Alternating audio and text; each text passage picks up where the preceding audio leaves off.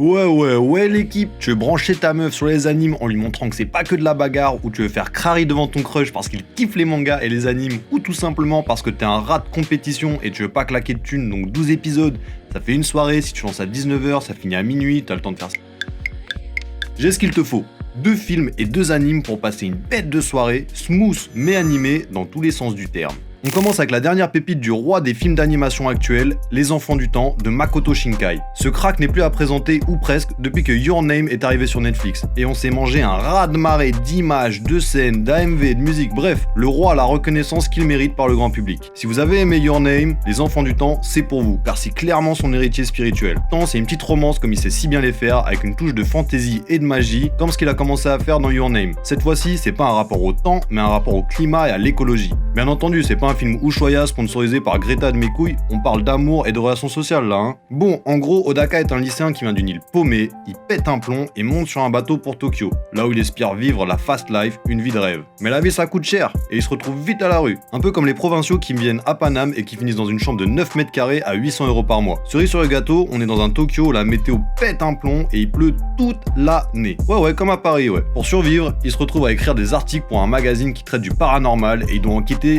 sur les mystérieuses prêtresses du temps. Un jour, il rencontre une petite meuf, Hina, et qui a la mystérieuse capacité de changer la météo. Tiens. Bref, ça c'est le pitch de départ, et franchement, il n'y a pas besoin d'aller plus loin. C'est beau, les OST sont incroyables, la relation entre les persos est délicieuse, il y a des scènes qui fracturent la rétine et qui nous la gorgent. Incontestablement un de mes films préférés de ces dernières années. Petit bonus, Tokyo est ultra bien représenté, c'est vraiment trop beau. Si on doit le comparer brièvement à Your Name, il met juste un peu plus de temps à s'installer, mais c'est vachement plus subtil quand même. Bref, Les Enfants du Temps, ça score, c'est un méga coup de cœur, c'est mignon, c'est beau, ça fait kiffer, et le tout en 1h53. Parfait pour chambouler la météo sentimentale de ta moitié et embrayer sur un petit instant câlin qui peut finir en tempête dans la chambre.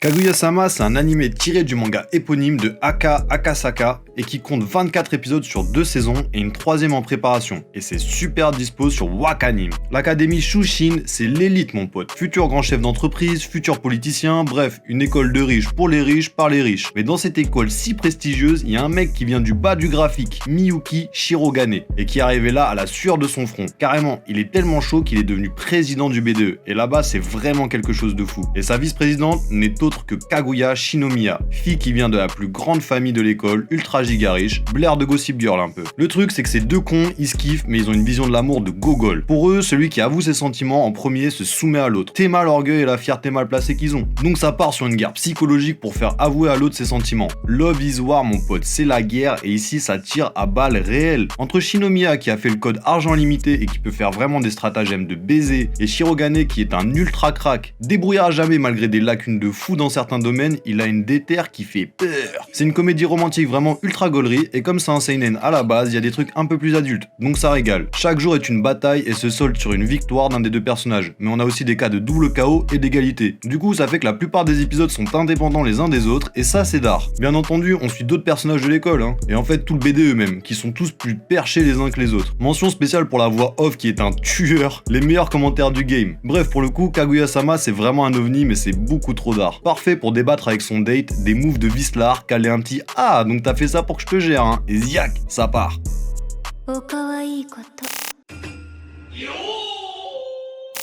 Silent Voice, un film tiré du manga de Ohima Yoshitoki, sorti en 2017 et réalisé par le studio Kyoto Animation. Petite romance, ça traite le handicap d'une manière smart et délicieuse. Tout commence lorsque Shoko Nishimiya intègre en cours d'année la classe de primaire de Shoyo Ishida. La petite Shoko est sourde et Shoya est un petit con qui fout la merde pour attirer l'attention. Il commence tout naturellement à la bolos et il pousse le bouchon un peu trop loin. Bref, la roue tourne finit par tourner, je vous en dis pas plus, mais l'histoire se passe quand ils sont au lycée, donc des années plus tard, lorsque Shoya finit par retrouver Shoko. The Silent Voice, c'est un film bad émouvant, traitant de sujets délicats et de thèmes originaux avec brio. Tous les persos ont un développement excellent, on n'est pas enfermé dans le point de vue de Shoko, on voit aussi ce que c'est que de vivre avec quelqu'un qui a un handicap, les difficultés auxquelles on fait face et les efforts nécessaires que ce soit d'un côté comme de l'autre. Mais c'est aussi une tranche de vie qui parle d'amour, d'amitié, de solitude, de dépression, de tellement de bails, mais c'est tellement bien amené qu'on tombe pas dans un truc prônier et les 2 heures passent beaucoup trop vite. Séquence émotion garantie, de quoi caler une petite main par-dessus l'épaule qui débouche sur un...